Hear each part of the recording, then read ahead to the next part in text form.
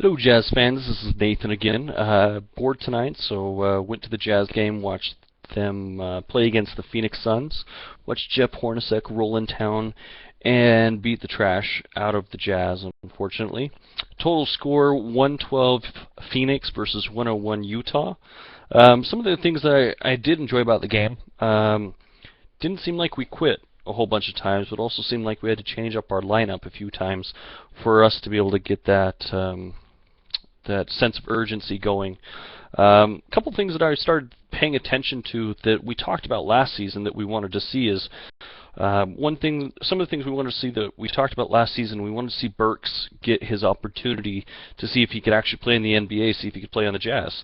So far, I think we're seeing some of that. I think he's getting his opportunity to prove himself and play into a role on the Jazz. So far, I don't think it is a good role on the Jazz, and I don't think he's impressing many, but he's giving the opportunity. Granted, we're only in the first little bit of the season, so we've got plenty of time to watch him play. But I think from what I'm getting from everyone else as well, that I'm hearing is that everyone's not so impressed with Burks, what he's doing so far. Also, he was given a little bit different of a role this year, beginning of the year, with Burke being out and things like that. So hopefully he'll grow into the role a little bit better. Still one of my most favorite players to watch, for sure. We were wondering how Hayward and Favors would do as being the main leaders of this team. This summer, when I heard how Hayward was doing so extremely well at Team USA, practicing there, playing against other guys, I mean, everyone was saying he was doing awesome. So it's kind of sad to see him, shrink from the role of what's given to him right now. Right now he has the opportunity just to impress all, to play himself into a max contract, no questions asked, but he is not stepping up to it. He's got a lot of pressure on him. You can see, I started watching highlights from last year where you'd see Millsap and you'd see Jefferson and all those guys, and it was interesting to actually watch and see how much, how more mature they were than Hayward is right now. And granted, they had a lot more time; they were veterans in that sense. So, I think if we had, some veteran presence of leadership as well as actually, great capability, maybe even Millsap being back on the team and taking a little bit of pressure off Hayward, I think that would enhance Hayward right now. But we're being able to see what he's able to do right now, which is what we wanted. So. One of the things that I kept thinking about too, as I've talked to people on Twitter, there's some people who loathe Tyrone Corbin, and there's other people who love to troll and say he's an amazing coach or he hasn't been given the opportunity. But one trend that I keep seeing over the last couple of years is we keep saying, well, let's see what Tyrone does this year. Well, let's see what Tyrone does given this situation. Well, the situation has improved now. He has a full season this year, or he has a better lineup this year, or he has full control this year compared to what he's had previous years. So far, we haven't seen crap. So personally, that's where I'm to now, and I see many of you other Jazz fans are the same position, that we want to see a change, whether that comes from Tyrone Corbin leaving, whether that comes from us maybe doing some trades to try to switch up the roster a little bit. I'm not saying that we have to go all out and try to, win tons and tons of games, but see some improvement, incremental improvement, because, we can still lose plenty of games and still win a few games and still be one of the top potential draft picks for next year. I think our ship has sailed and we're on course for that, regardless of how much change we do with everything that's set.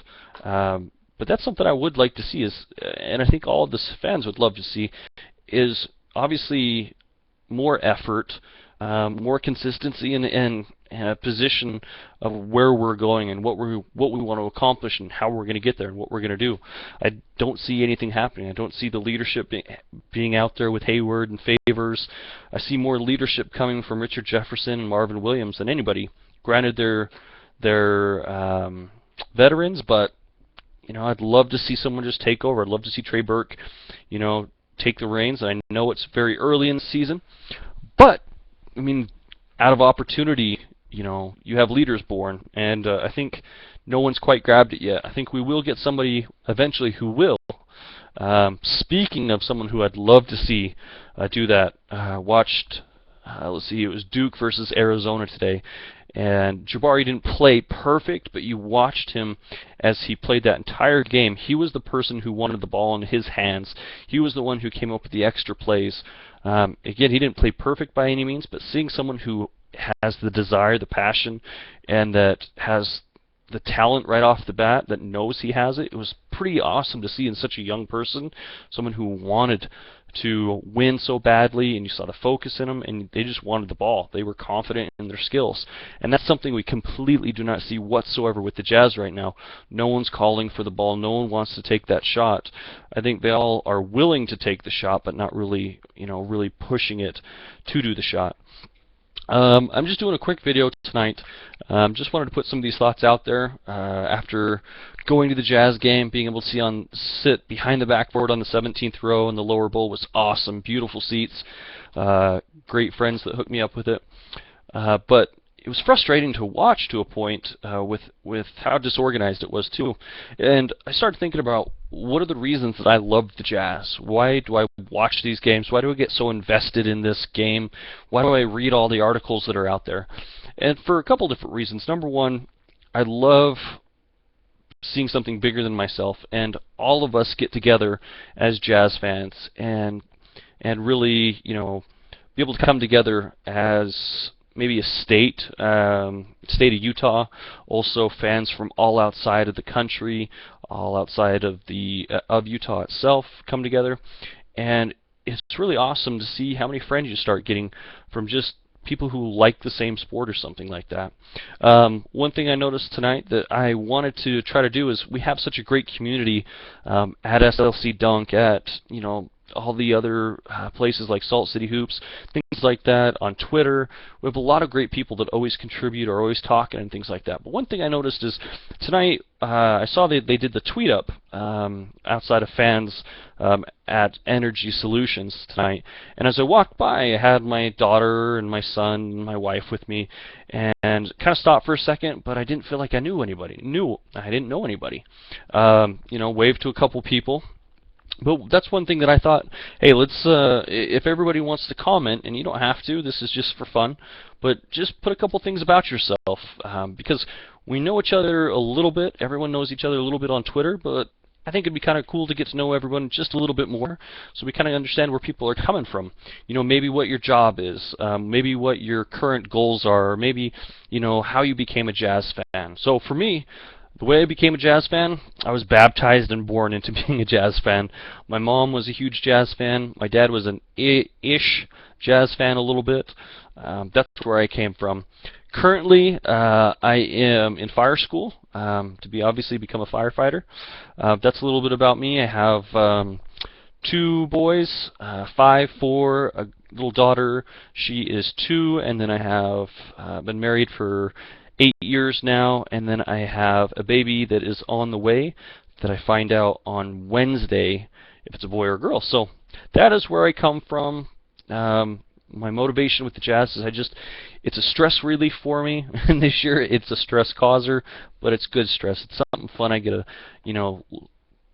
kind of soak all my different worries and, my stresses. I get to kind of zone out and read cool articles and learn more about people, so that's why I like watching it and listening to it. So put your feedback on here, what you like, what you do, the reason that you're a Jazz fan, just a little bit for us to get to know you a little bit. I'll leave that with you. If there's any comments, please let me know anything you would like to hear. Sorry it's a short recording tonight, but hopefully me and Amar will be doing a good video and hopefully having a player interview coming for you in the next little bit. So you take care and have a good night.